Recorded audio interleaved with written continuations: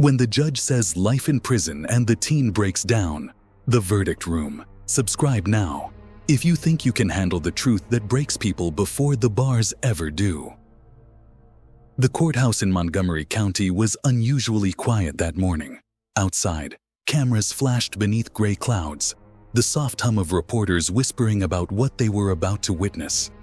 Inside courtroom 3B, a 17-year-old sat in a chair too big for him, his wrists trembling just above the table.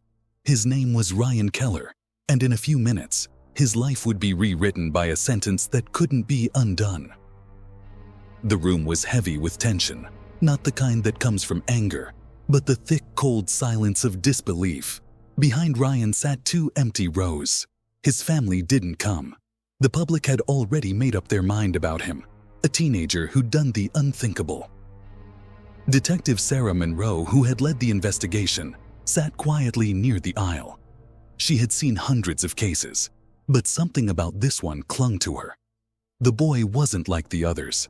His fear wasn't of punishment, but of what he'd already become.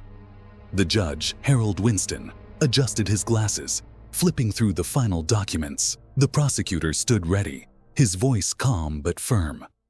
"Your Honor, this is a case of deliberate betrayal, a crime that shattered not just one household, but an entire community." The defense attorney, visibly exhausted, could only whisper, "He was just a child, Your Honor. He didn't understand what he was doing." But everyone knew that excuse had worn thin. It began 8 months earlier, the night Ryan's neighborhood had heard two sharp sounds in the distance. Police arrived to find Ryan outside his home, sitting on the curb with his head buried in his arms. "I didn't mean to," he kept repeating. But inside the house, the evidence said otherwise. There were no signs of forced entry. The flash drive. The hum of the ceiling light filled the dim evidence room. Detective Sarah Monroe stood alone, her badge catching a faint reflection from the monitor as she inserted the small silver flash drive labeled Proof. For weeks, she had ignored it, one of hundreds of items logged from Ryan Keller's home. But something about his last words during sentencing haunted her. "They stopped hearing me a long time ago." The screen flickered, folders loaded one by one. Voice logs. Recordings. Dad. Truth. Sarah hesitated. Her pulse quickened as she clicked the first file. A distorted audio began to play. Muffled voices, clinking glass, the faint hum of a television. Then a man's voice cut through sharply.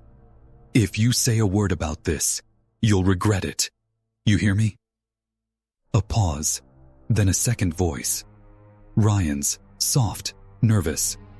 "I just want you to stop. Please." Sarah froze. The tone wasn't rebellious. It was terrified. She leaned closer to the screen, adjusting the volume as static crackled through. The recording ended abruptly, followed by another file. This one labeled June 5th, 2:42 a.m. The timestamp matched the night of the murders. Her stomach turned. The recording started with Ryan whispering, "They're fighting again. I don't know what to do. If this goes wrong, I'm sorry." Her fingers tightened on the mouse. Suddenly, a sound. A door slam, a yell, then silence. The file cut off. Sarah leaned back, her eyes fixed on the screen, her mind racing. The prosecution had portrayed Ryan as cold and manipulative, but these recordings told a different story. A boy trapped in something darker, something buried deep beneath the surface of that perfect suburban family image. She grabbed her phone and called Detective Harris, her former partner. "Harris, I need you to meet me at the station. Now. It's midnight. Then bring coffee. You'll want to stay awake, Fu. Or this." Within the hour, they were both hunched over the evidence desk, the drive plugged in between them. "This wasn't in the report?" Harris muttered. "No. It was filed but never reviewed, buried under a dozen digital logs." Sarah clicked through more files. Text screenshots, receipts, messages between Ryan's parents and someone named C. Avery. The conversations hinted at a secret, financial fraud, threats of exposure, and mentions of Ryan's mother begging to make it stop before it destroys the family. "This isn't just domestic trouble," Harris whispered. "This is extortion. Someone was using that family." Sarah nodded slowly. And maybe the boy knew. The final folder was labeled backup camera. Inside, a single video file. The thumbnail showed a hallway, dimly lit, time-stamped just hours before the killings. Sarah hit play. The camera showed Ryan's father pacing back and forth, phone pressed to his ear.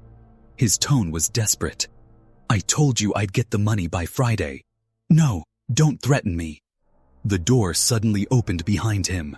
Ryan's mother appeared, eyes red from crying. She tried to take the phone from his hand, shouting something inaudible. Then, a flash of movement. The feed glitched, skipped frames, then cut to black. Sarah exhaled slowly. "Someone else was in that house that night," she said. The timestamp ends 2 minutes before the 911 call. Harris rubbed his temple. "So, the intruder story wasn't completely false." Sarah turned toward the wall clock, 1:17 a.m. "No," she said, her voice low and certain. "It was just unfinished." Her phone buzzed. An email alert from the courthouse database. She clicked it open and froze. Subject: Case update. Ryan Keller. Appeal denied. She stared at the screen for a long time. Then, almost instinctively, she looked back at the flash drive. Ryan Keller was already serving life in prison. But if W, she had just seen, was real, someone else had gotten away with murder. And the evidence to prove it had been right under her nose the entire time. The person behind the call. Rain hammered against the precinct windows as Detective Sarah Monroe sat motionless, eyes fixed on the computer screen. The recordings, the messages, the footage. It all pointed to something no one in that courtroom ever imagined.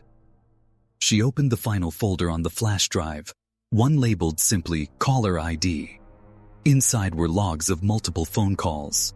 One number, repeated dozens of times in the days leading up to the killings. Sarah typed it into the national database. The name that appeared made her blood run cold. Calvin Avery. She recognized it instantly. The same C. Avery mentioned in the emails. But that wasn't the worst part. The database showed his current occupation. Financial consultant, Keller Family Business, and employer, Harold Winston, county judge. The same judge who had sentenced Ryan to life in prison. Sarah leaned back in disbelief. It wasn't possible. Or maybe it was. The courtroom had been too polished, too eager to close the case. She remembered Winston's words. Justice must be swift. Swift or silenced. She printed the call logs and headed for the car. The night outside was soaked and heavy, the kind of rain that makes the world feel smaller, more dangerous. Her phone rang. It was Detective Harris. "Sarah, you're not going alone, are you?"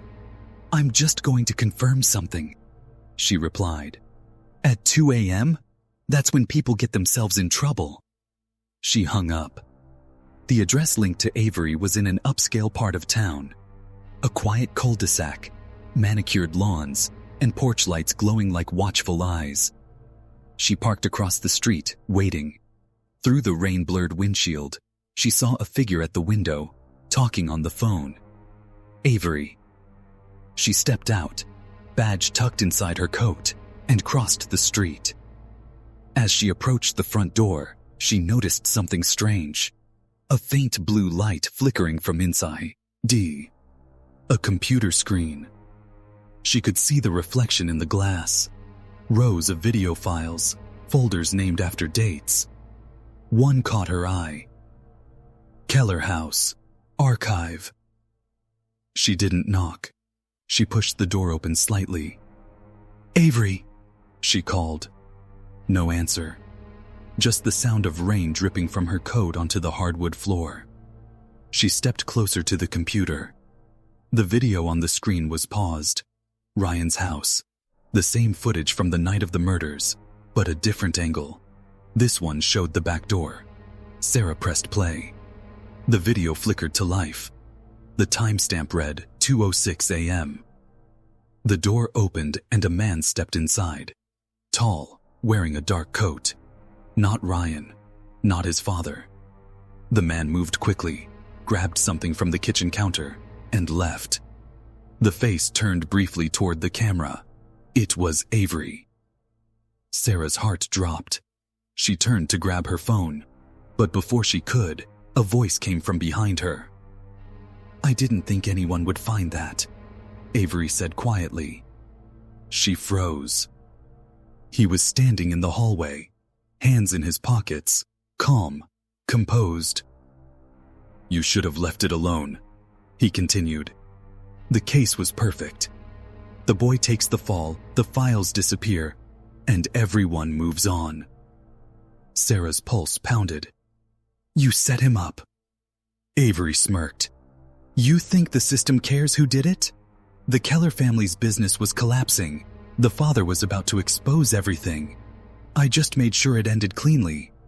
Her hand inched toward her badge. "You're going to confess." He shook his head. "I already have. To the right people." Suddenly, headlights flooded the room. 2 police cars screeched into the driveway. Harris burst through the door, gun drawn. "Hands where I can see them." Avery didn't move. He just smiled faintly. "You're too late." Then he turned, calmly placing his hands behind his back as the officers cuffed him. Later at the station, Sarah sat in silence, staring at the monitor replaying the footage. Every frame confirmed what she already knew. Ryan Keller had been framed for a crime orchestrated by greed, manipulation, and the arrogance of men who thought justice was a tool to be bought. Weeks later, the appeal court overturned Ryan's conviction. He walked out of prison, frail but free.